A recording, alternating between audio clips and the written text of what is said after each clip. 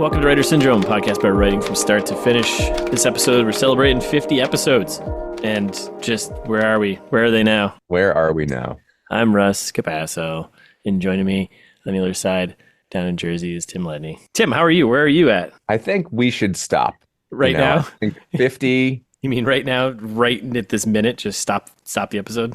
Yeah, stop the episode, stop everything. We've peaked. We've done it. We peaked. I hope this isn't a peak. No, I hope not either. I'm in a valley. Climbing out of a valley. Climbing out of a valley, baby. Yeah, our first episode was June something, so we're 2 years and 50 episodes. Oh man, I can't believe I've been looking at your beautiful mug for 2 years, dude. Thanks, bud. Yeah, me too. So yeah, I don't know. Where are we? What are we doing? We don't have anything specific because we're just kind of like, I don't know. This is like the Fly episode of Breaking Bad, where they bring in a guest director and like just make some episode doesn't mean anything. It's just kind of filler. So, yeah. Right. It's gonna be inspirational though. That's what we're aiming for. I think this one, right? 50. Yeah. I think it's good to do a pulse check. Yeah. To see where we are, because we always kind of talk about, what we're up to a little bit, but God, I feel like I'm in the weeds right now. I feel like I am a little tore up at the process. Yeah. I think I knew the querying process was going to be bad. But you did it anyways. But I did it anyway. I told myself, I was like, I'll just query. Yeah. And I'll write on the side.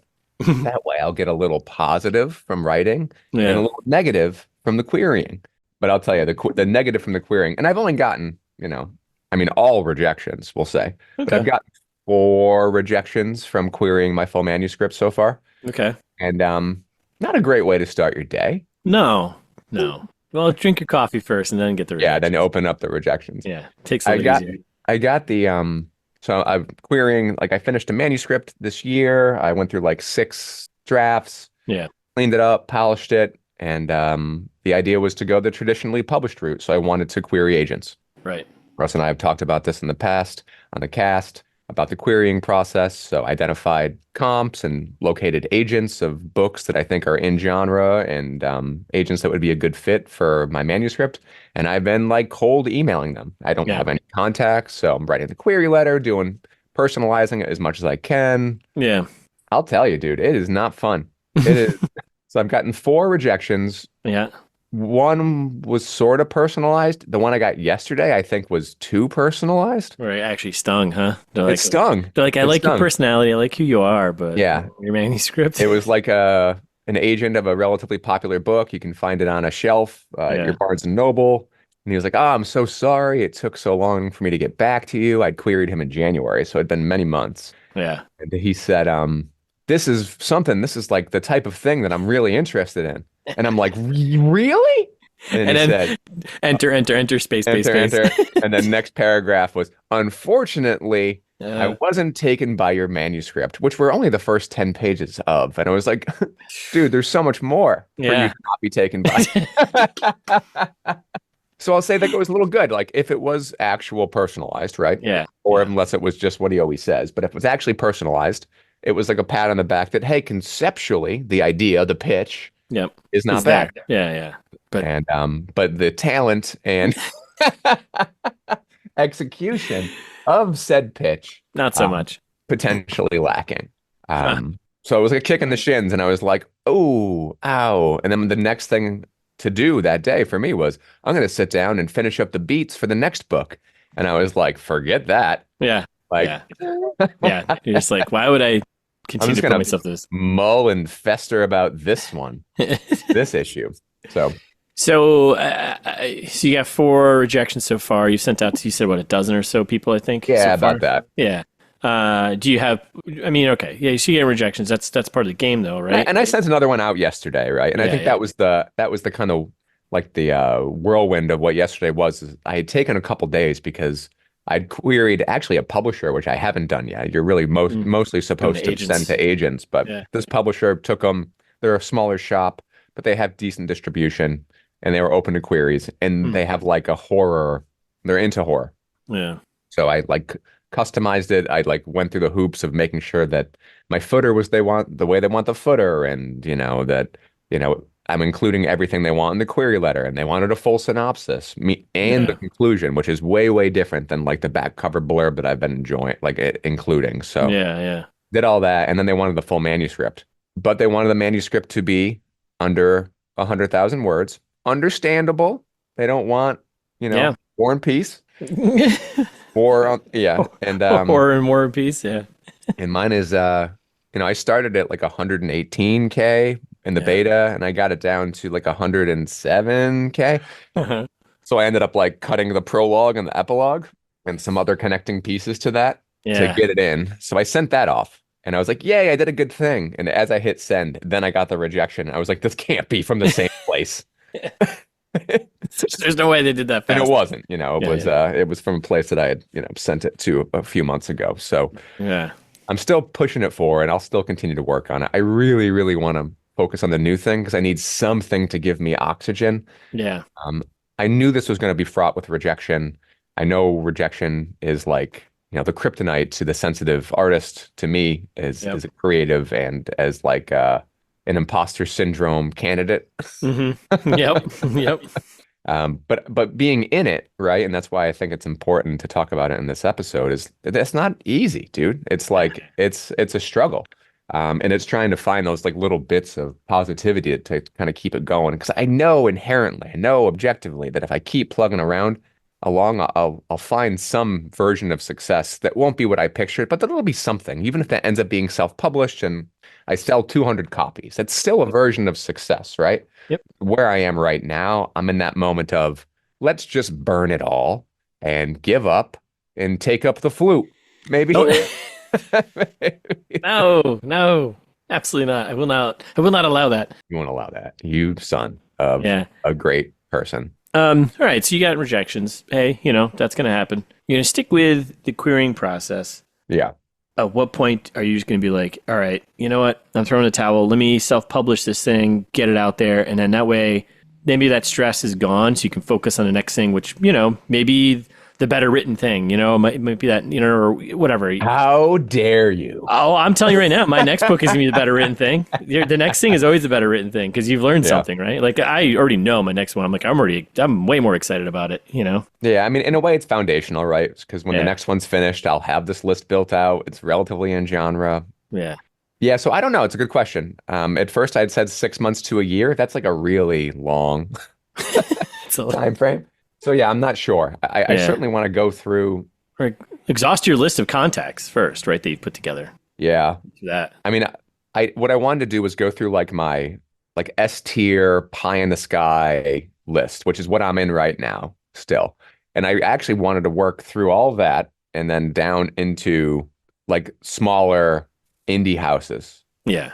and then self-publish. Hmm. So I'd still say that I'm about 6 months and many queries Okay. away from throwing the towel in. Yeah. Stick with And it. then when I do throw the towel in, then it's really going to be hiring. I mean, as I'm writing the new book, having to hire an editor for the old book, because as much as I'm confident in my editing, I am not confident that I am as skilled as a professional editor. So I need to, drop a couple grand, which is going to sting, Yeah. on somebody to go through and edit the thing Yep. and provide some suggestions before I go through the whole rigmarole of self-publishing, which that'll be its own thing. It'll be nice to have if I end up going the self-published route, it will still be nice to have it. But I'll tell you, if I'm being really honest, Yeah.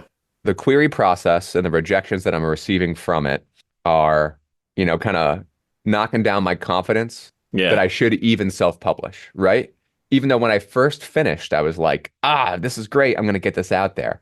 But so I guess I'm concerned as more rejections come through Yeah. that my appetite to self-publish will continue to decrease, and then I'll just focus it all on the new one, and I'll just have this in my past, right? Which, Yeah. you know, Yeah. I don't know if I'd give up on it. I mean, you can. I mean, sure. A lot of times you hear about writers who've written something that they're like, yeah, this is never going to see the light of day, but it's something I learned on, and like, yeah. um, In my head, I like had that thing, like, Yeah. but this one was much more of a learning process than like my first attempt. yeah, And I really still here's the rub is that it's the self-doubt. I love the characters. I love the story. I'm happy with the time I spent into it. None of it felt sacrificial because once again, it was process versus product. Like, and I know it sounds kind of trite to say, but it really is coming back to it and, having this nice thing to focus on as opposed to like accolades and money that I'd be getting from the thing. Right. Once again, so objectively, I'm like, let's clean it up. Let's figure out the cover and let's get it out there. But also there's that self-doubt that continues to creep in because now that I'm exposing the concept and my writing to, professionals in the field. Yep. And nobody's throwing flowers and money at me. Yeah. It's I feel like more vulnerable about it, right? A little more like. I think you're at a point where you're doing the querying. I mean, I don't know. You're at that point. You're in the business side of the thing now. And I understand like if you have that self-doubt of getting rejected. Maybe I avoided that entirely. I was like, I don't want to deal with this. I mean, I did. But I mean, I think you got to look at it now. It's like, okay, this is part of the process. But like, once you exhaust your list, it doesn't mean that it's not for someone or it's not for a reader to read, at the end of the day. Right. Just because some agents don't have time to actually go through it or read the entire, like they're getting the first 10 pages, which sure, that's important to have a solid, opening in 10 pages, but something is not for everyone. But I don't think I would give up on it. And I hope you don't feel that. I understand like you get the doubt, the self-doubt of even going to the self-publishing, like, oh, these people rejected it. But it's like, at the end of the day, just get it out there and then work on the next thing. I think, I know that I will, right? It's just, I get I'm it. just being like bleeding heart honest about how I'm feeling right now with it, right? Like, I think I'll continue to go through the muck of it, but it's muck. Yeah. It's not easy. And I hate to break this to you, but if you do go the self-published route and you bring in an editor and you skip the content edit and just go right to the copy line edit, it's going to be a big, It's going to change. But it's for the better. It will get better. That's why I want to bring it in, right? I wouldn't pay somebody for a stamp of approval. I'd pay somebody with a critical eye that, it's going to set me on another 3 to 6 month process of improving the thing. But then there's just no way that I would self-publish without that degree of polish. I just wouldn't do it. Oh yeah. I wouldn't let you. I wouldn't let you. Like, you got to go through those steps. You have to have someone with a critical professional eye take a look at it because they will catch so much stuff that you didn't, and then you can't. And they will make it. They will make it better. It's just that's what their job is, and that's part of the process. But oh man, there's this thing that's happening. It's like in the summer in New York City, relatively close to where I am, called Thriller Fest. Ooh! And as part of Thriller Fest, there is Pitch Fest. Oh, you talked about this. Are we going? Yeah. Are we going? Am I coming down to visit and we're going?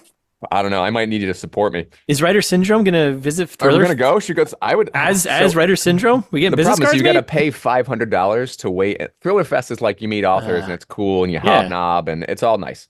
Yeah. You rub elbows. Yeah.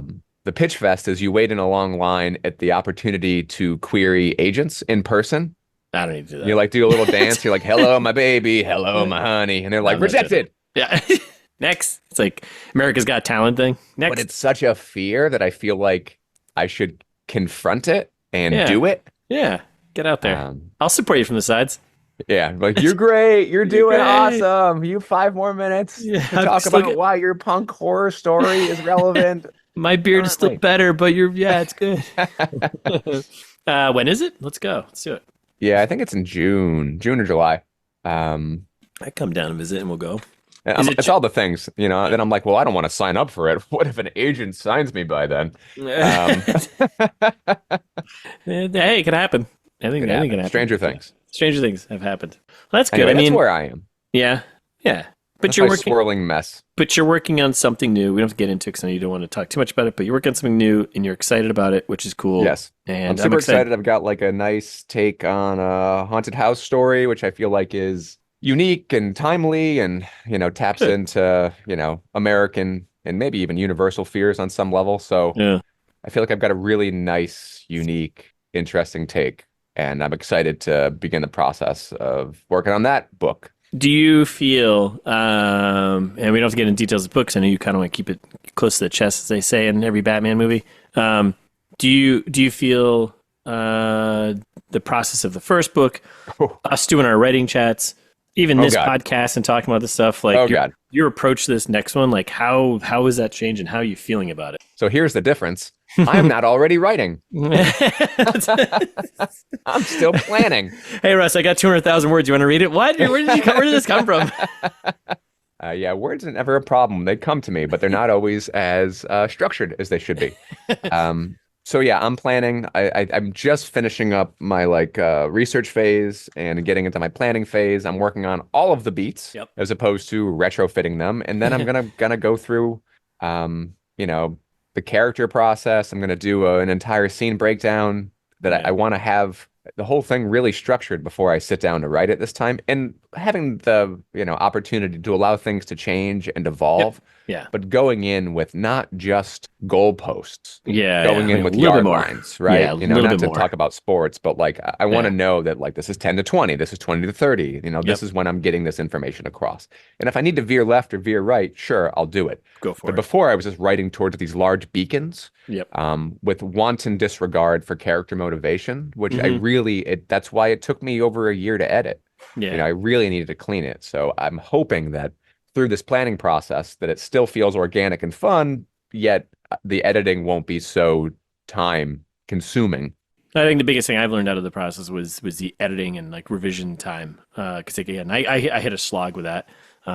Do you feel like you've got a good idea once you get the first draft done? Kind of with your revision process, do you have a good grip on what you're going to do with that when you get to that point? I know it shouldn't be 6 revisions. Yeah, right. I think mine would end up being 7 or 8, but I mean, it could be. It takes what it takes, right? But yeah, it feels like we could both probably be a little more efficient with each edit we're doing. I feel like my revision's probably too light a term for what happened with my book. I feel like I had at least 2 rewrites in there. Yeah. Where so much changed. It wasn't polishing. It was restructuring, reshaping characters, completely getting rid of chapters and writing new ones. And it was, maybe it's naive to think, maybe that's just the process, but it feels like with more planning, it should be less intense. Yep. And maybe it takes that many drafts, but it shouldn't be, I worked on this for 6 hours today. Yeah. I'm just saying, it would just make sense that it should be the character side of things. I think my plot was there, the plot of the arc, but why my characters were doing certain things and their own little journeys inside, they were a little manic. Yeah.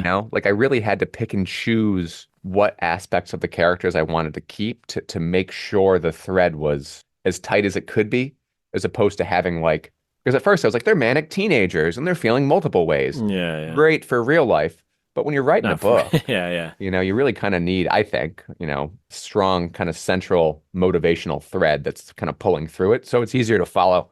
As a reader. Yep. Yeah. But when I went in, I didn't go through character types. I didn't do any of that stuff. I kind of felt I didn't go through the beats that much until I was halfway through it. So neither of us did. A lot of it fell into place, but a lot of it didn't fall into place. It took a lot of polish. So yeah, so I do think that this process, our chats and the podcast and just doing all the research we've been doing through this first, attempt of new writers, it will benefit the second book. I'm on the same path. And I agree. Doing even like you said, the research for even the topics of the episodes we do here and just our chats in general. But I feel so much more confident and comfortable with what I've got coming for the next book and how to approach it. And even if I run into a snag, I'm I feel confident about getting out of it or solving it. Whereas before I had no clue where to begin. Yeah. So now I feel much better. I love where you are right now. I love that you worked through the past couple of years. You self-published. Yeah. You're selling books, every week, every day. Yeah. I love that you went down to that author talk. Yeah. When I think back about your year, right? Finishing the book, getting it published, sending out review copies, having the book launch party, you've had an amazing year. I'm absolutely impressed and jealous of don't be. But I guess maybe the word is probably inspired. Yeah. I love where you are right now. Talk a little bit about that. Your year's been amazing. Yeah, it's been good. Yeah, last year was crazy to getting everything ready to get the book out. And then once it got out there, we talked about this before in previous episodes. Once it got out there, I felt I thought it'd be all the relief in the world, but it really wasn't. It was more oh geez, I think I get the next big step, which is all right, cool, it's out there. How do people hear about it? And that's like a whole nother animal. And I'm still I'm still figuring, I'm still learning, which is fun, and I'm enjoying that process, and I'm taking my time. I'm not. I think early on I was overwhelmed with all the things that I could do, and focusing on the things that I can manage myself in a reasonable fashion, I think was important. Yep. And I feel more confident now about this year. I've got a plan. Going to try and do a book event, one event a month, try and organize things with other authors, just, kind of build that community and that network. Cause I don't really have that, Yeah. and that's something I think that I want to work on, is building the community with other authors. I met someone at my barbershop, and he and I like chat every once in a while. Like he wrote like 3 books, and we caught up and had burritos and talked about writing. And I was like, okay, this is cool. And like trying That's to awesome. build that up, and like trying to stay in touch with the other authors on the panel at the the other event. I did it down in Connecticut. Like I think that's important to have. So that's something I'm like learning how to navigate and figure out. How do you balance that with writing the new piece? Do you feel like one will bleed into the other? Like encroach Yeah. upon the what little free time you have? Yeah, I mean it will, and I'm just trying to really, really be more structured with my days. That's the only thing I can do. It's like I have to be focused, and it's a job. I have to look at it kind of Yeah. that way, where I'm clocking in. It's like, okay, I got to sit down and I got to write for 3 hours. I have to hit my word count for the day. Like that's to me the most important thing out of my Hmm. entire day, is like hit my word count for the day.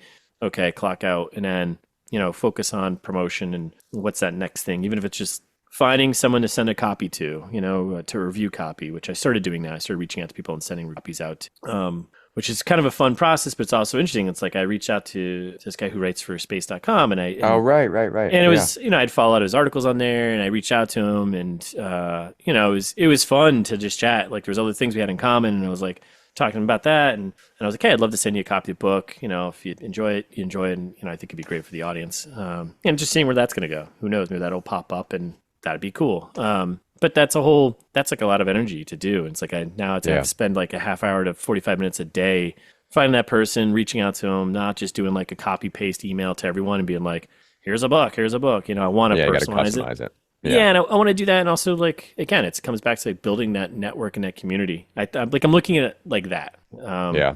Not It's like funny, a right? It's something that copy-paste you thing. would have expected social media to be really great for, and it probably was in the early No, yeah, 2000s. yeah, And now it's absolutely the wrong, like, because yeah, it's so superficial. Like, yeah, you actually want to do outreach, not yeah. marketing. Like, you Yep. want connections with real people as Yes. opposed to just likes. And, people don't even share that much anymore unless you're trying to sell some dumbbells. Yeah. Um, Yeah, and it's like, and it's those things of like, okay, I want to keep doing this thing and building those networks and connections, and being like, hey, when I get a next book, hey, you're gonna get the first copy. I'd love to have you in my yeah. my review copy group, my arcs. Like I want, and like pulling that in. And Yeah, vice so versa, that you'll it's be there to support these people, right? If you're making these 100%. connections, they've got an article out, they've got a book themselves, they have an event, they're in the area, right? Yeah, and if there's a line too, like I think I'm trying to still figure out, but it's this line of like being genuine with the connections. I don't want to Yeah. it's tough because like I feel a lot of times you get this like, oh yeah, it's great, it's people supporting you, right? But it's like, but is that genuine though? Like, are they genuine? Like, it's weird because like, yeah, it's great to have people say that and do that and be a part of that, but it also feels sometimes it's bullshit, and I don't Sure. want that. I don't want that Yeah. feeling, and I don't want that. I don't want to give off that feeling, 'cause it's just such fake energy. I don't have time to expend, and it's Yeah. like I'd rather build something with someone, read something from someone, and I don't like it, but I still feel like I have to be obligated to say I like Yeah. it, Yep. But that's tough because like you want to support people. So yeah, I'm Yeah. I'm trying to navigate that, and It's how I tough. feel about it. I feel like it's digital comms too, right? Like, you don't want to be like the equivalent of a LinkedIn post, Yeah, yeah, which is just completely and utterly superficial. And in the olden days, you probably would have written letters or given phone yeah, calls. And there's like a little bit of yeah. intentionality and time that it takes, that already that you've done that, it means something. Now that you can copy paste and send off a million emails in a day or automate it, Really, have like AI all the send it. sales emails I get. Yeah. Yeah. No, but the nice thing is, Russ, and this is like, honestly speaking, you're a genuine person. Oh, thanks, I bud. think that comes through in your communication. So I Yeah, wouldn't, I think there's, a little bit of self-doubt when it comes to marketing and promoting yourself and not wanting to come across as superficial. I don't think you need to be concerned because your yeah, motivations are correct, right? yeah, It's a little of both. Like, you do want actual connections. yeah. You're not just trying to use these people for their connections, I think. No, No. That's not what I want. So, but yeah, I mean, this year it's been good. It's been weird, and it's been fun to see. Right now, I'm on pace. I'm selling a book a day. I mean, which is blowing my mind. Like I think I've crossed 500 copies sold, maybe. That's great. So it's like in that, a book came out in August, so we're 6 months in. August, yeah, it was a little over 6 months. And it's like about 1,000 a year. Yeah, and I feel good about that. I'm halfway to breaking even on the investment on this.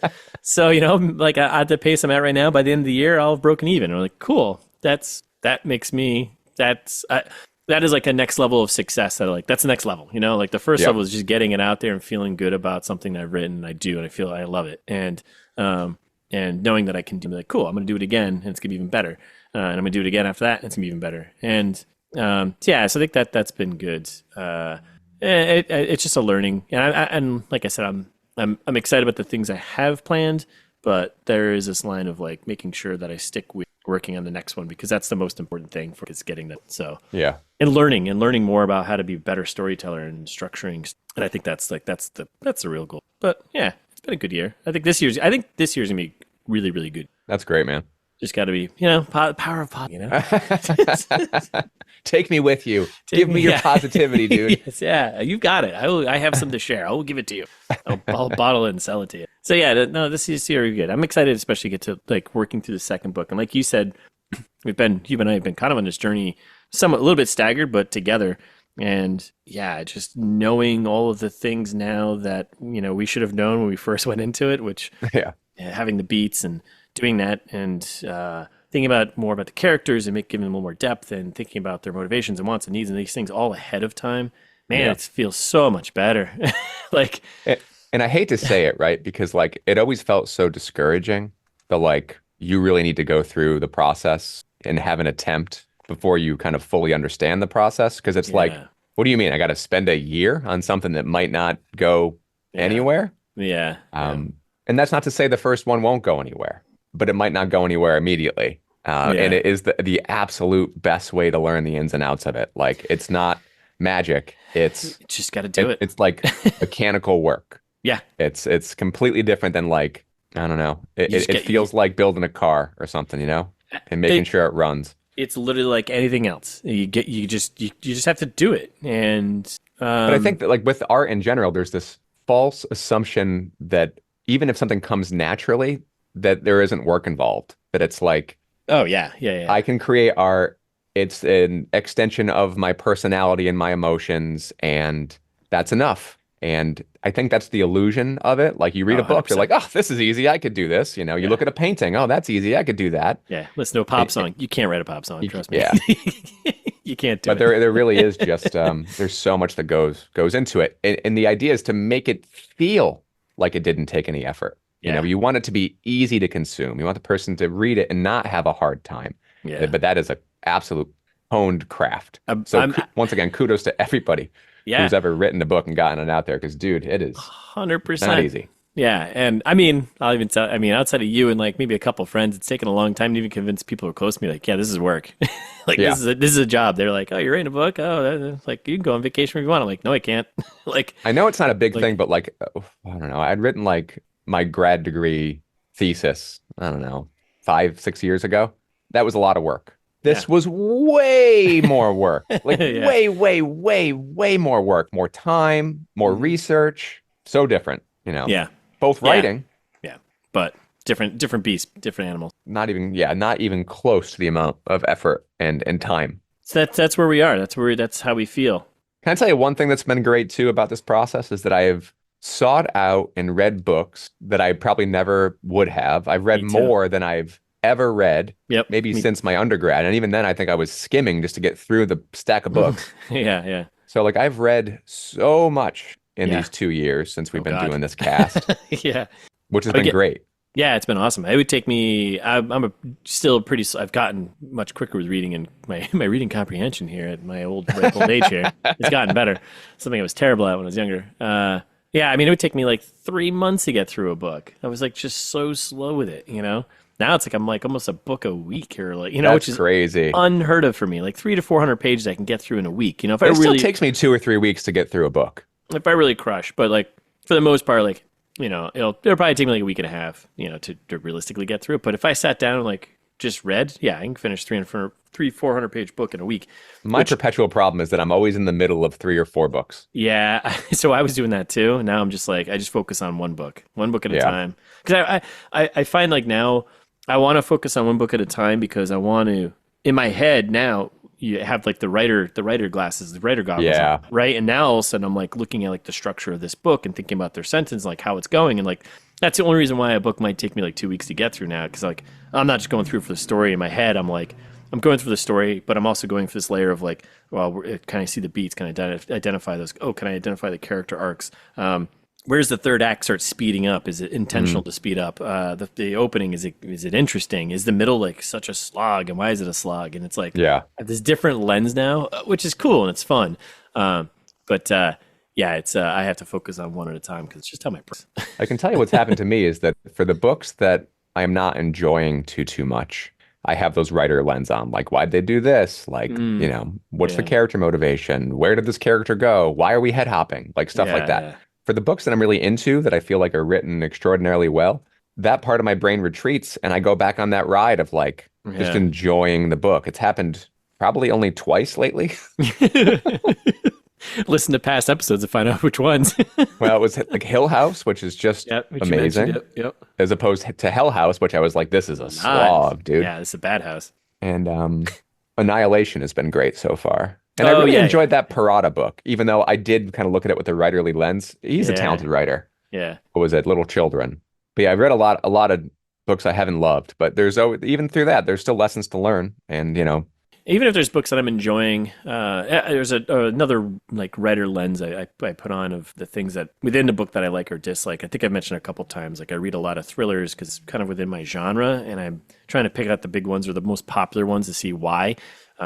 And I'm identifying the things I like and dislike about them. In my head, I'm like, this is something I don't want to do, or this is something I want to do, or something I like about this genre, and still learning about the genre and like the things that people are not including. So that's like another layer of things I like been trying to pay attention. Yeah, and how you can take your own spin on it without going too far out of it. So making sure the third act does something and ends. Yeah, I think it comes back to that adage, right? Like writers read. You kind of have to. Yeah, it's part of it. It's part of the process. Well, that's good. I don't know. I'm excited about where we are. I'm excited about where you are. I know you're getting rejected, but you won't. One day. I'll tell you, it was really easy to be like, yeah, so I'll get like 100 rejections and I'll move on. I've gotten 4 rejections and I'm like, what is it all for? Why? Why? 4? Oh, God. Yes, Tim, I'm enjoying watching you get rejected. No. It's like, it's like applying for a job, except it's they're not rejecting your qualifications, they're rejecting your soul. Your soul. Please step into our soul check machine here. Yeah, we're rejecting that soul. Fail. Sorry. Yeah, you didn't even get in the machine. The concept of your soul. but an execution, still sloppy. No. Next. No, I'm your cheerleader, and I want to. So keep submitting, keep getting rejected, because then one day you won't. Because one day you won't, and then it'll be like awesome. Yeah. I say no matter what, I'll self-publish at the end of this 6-month to year process. Hey, and guess what? You got someone. Although that will be another 6 months to a year to get it self-published. No, please. You'll get for our 100th episode. Your book will finally be out there. That's like probably not actually. It'll probably be like after that. That's like 4 years from now. Isn't that 2 years from now? 2 years from now. Sorry, it would have been 4 years total from when we started the podcast. Yeah, we'll celebrate the 100th episode with a copy of Critical Mass. You'll be on your 5th book. It's like actually literally building up to a critical mass at this point. No, we'll get there. As soon as you're like, hey Russ, I'm self-publishing, I'm like, let's do this. Let's do it. I mean, it'll be a whole thing for us to talk about. But I want to give you shout outs and kudos on finishing Host this year and getting it on Amazon, getting it on Barnes and Noble. Where else is it? Oh, everywhere. Apple Books, Google Books. It's here. I've got 4 or 5 copies. Yeah, I'm at my friends. I'm at other friends of ours' house dog sitting right now, and they got 3 copies here I have to sign. So, yeah, it's exciting. Thank you. More to come. So love it. I can't wait. So what are you watching? What are you reading? What are you playing? Can I tell you right now that I am playing Final Fantasy VII Rebirth? Ooh, what do you think? And I am loving it. Really? I'm loving it. Okay. Every Yeah. step I take is like a drink of Every cold step he water. takes. Yeah. Sorry. I don't know why. It's like hitting like the nostalgia buttons. It's Yeah. beautiful. It's a great game. It's What's the huge. what's the whole concept behind it? Because I keep seeing it, I have not read anything about it. Oh, so yeah, let me catch you up. So Final Yeah. Fantasy VII is a game. Came out on the PlayStation. I came out on the NES and I played it on the NES, all right? So Right, let's right. So part 7 came out on PlayStation like I don't know in the early 90s, mid 90s. And I played a bit of the original. so I'm actually playing through that again because it's cool to go back and replay it I just on know my that like iPad. for 7, I know 7 was such a great one. I never finished it when it first came out. I did start playing it. I know it was like one of the best ones and everyone Yeah. loves it. Because like we got the remake, which I do have, and I'm like working on that very slowly. So this But is just a what is sequel to the remake. okay, that's what I was looking So what they didn't tell, well, maybe they did and I just didn't listen. They're remaking it in 3 parts. So they're taking, it's kind of like The Hobbit, it's like, for. how Oh are you going to god. remake, how are you going to make this little book into, so they Oh, took, they'll find a way. a 30-hour game and Mhm. they're breaking it up into 3 giant games. Because The first money. one was good, but it's like Final Fantasy Remake was good, but it was very kind of linear and kind of locked Yes, down. that's what it feels This like, one right? is much more open world and there's a little more exploration to it. Yeah. So it's great. So then there's going to be another one coming out. I don't know, probably 3 or 4 years. We might be on a new console generation by then. So Okay. anyway, That's well, going that's what well. I'm playing. It's great. I'm trying to think when I'm still reading Annihilation, which is also great. And watching, I have been watching a lot of haunting movies just to make Yep. sure I'm hitting my beats. And I'll tell you, dude, they are so similar. It's Yeah. interesting to see how they kind of change the genre expectations, like the structure a little bit. Like The Conjuring, which is very much like an Amityville type haunting house. They Yeah. take the B characters that kind of come in the helper characters and they make them dual protagonists. Super interesting. Okay. They become the protagonists that go through like the sequel movies. You look at Insidious, they take the research. I'm sorry, not Insidious. Sinister. You Sinister, yeah. take they take the research scenes that kind of happen in like the break into Act 3, Act 2, Act Yep. 3, Yep. move them right up front, becomes a procedural all of a sudden. It's Oh, still the interesting. same thing. Family moves Yeah, into a yeah. house, but Yeah. it's a reshuffling. Huh. Okay. So yeah, I don't know. It's been interesting kind of going through these. Like I said, it's just the tail end of research for me. Yeah. Um, because movies are always so much more effective, music, Yeah. tension, Yep. um, but they're all so strikingly similar, like Yeah, so yeah. similar. And I want to make sure that, I have elements of, these novels and movies in my book, but I really want to try to iterate and deliver something slightly different. And I Yeah. feel pretty confident that I can. So it's just Nice. been a lot of ghosty movies for me lately. How about you? What are you watching, reading, playing? I'm still working through The Hunger of the Gods by John Gwynne. It's that second book of the Bloodsworn trilogy. It's good. I'm enjoying it. I'm kind of now getting remembering all the characters and just getting the stories getting moving. I got through like the first or second chapter of Headspace by J.D. Edwin, who we had on Okay. a couple episodes ago. So just still getting that world kind of started. As for watching, haven't really watched much. I watched this movie. I finally watched this movie called Dream Scenario with Nick Cage. No, I'm not familiar. Is Yeah, this for the other podcast? no, this is a good movie. It's written and directed by Christopher Borgli, I think it is. Nick Yeah. Cage. It's a good old fashioned A24 movie, so it's like weird, dark comedy. Okay. Yeah, it's basically Nick Cage just starts showing up in people's dreams, and he's like this kind of wallflower, like weird professor who just like pops up in people's dreams. And, Yeah, like yeah. people are going through like these really like traumatic like scenarios, like they're being chased or something. And it starts out with him just like being there and like just walking through the dream, and they see Oh, him. weird. Yeah, and it's like this. It's a whole huge commentary about social media and going viral and all this sort of stuff. But so he becomes very known, and people recognize him because like he's in just everyone's dream, and He's he like starts Freddy like Krueger, but he's positive. yeah, well, yeah, you should watch the movie Uh, because then it takes a really dark turn, and you're like, oh no. So yeah, that was really oh really yeah, I'll good. check it out. Yeah, Dream Scenario, it's really good. Yeah, I haven't watched anything else recently.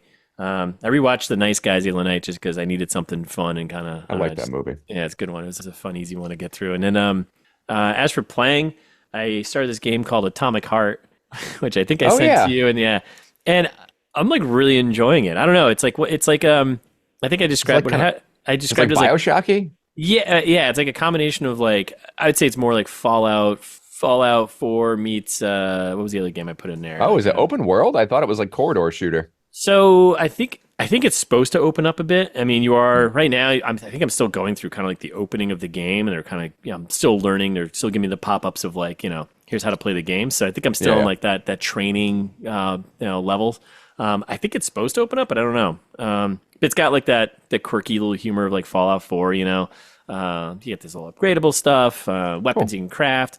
It looks really good too. And it's got this weird like alternate history, like USSR 1950s, but like cyberpunky thing going on.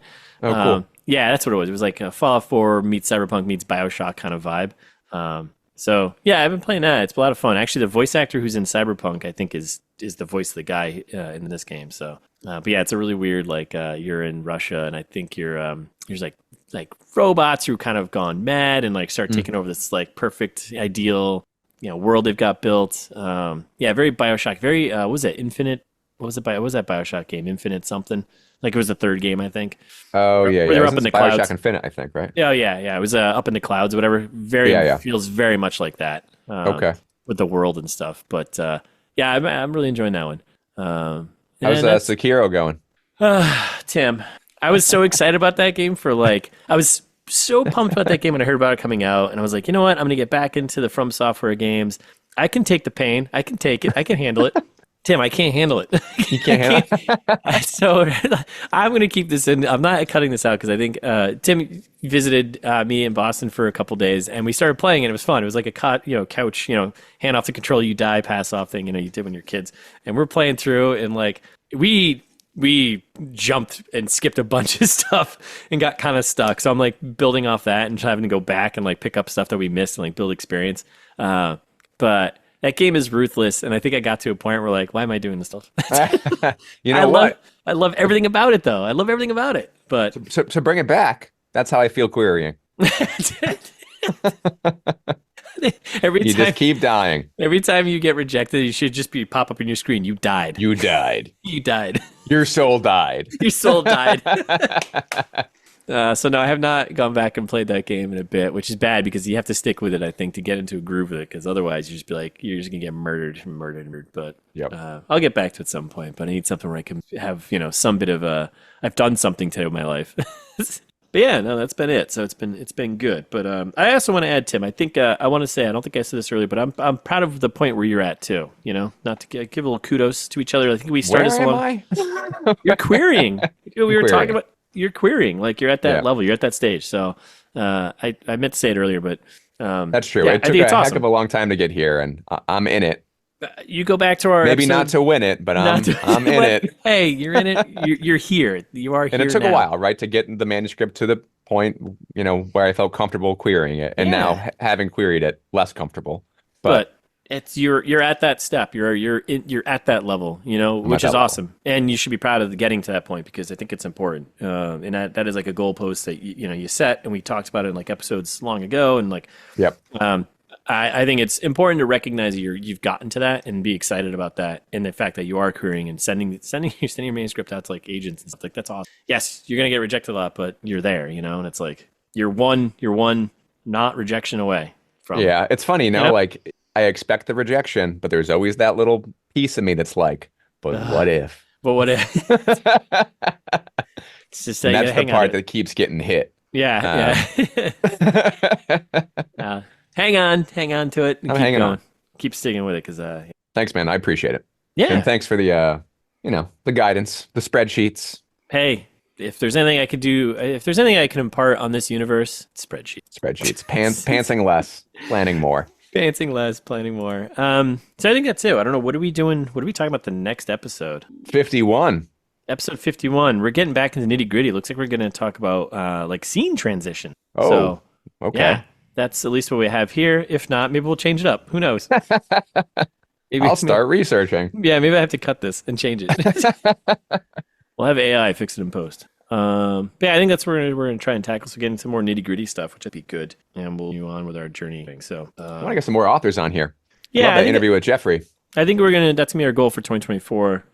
If you're curious, episode 50. Our goal for 2024 is to interview more authors. So if you know any, or if you are one, reach out to us anywhere you can find us. But Yeah, and if you enjoyed the episode, pass along to someone else. Thank you for listening. We'll be back with episode 51 next time. You can find us on Instagram at Writer Syndrome Books. We're writer_syndrome on the Twitter there. And you'll find all of our episodes and contact information at writersyndrome.com.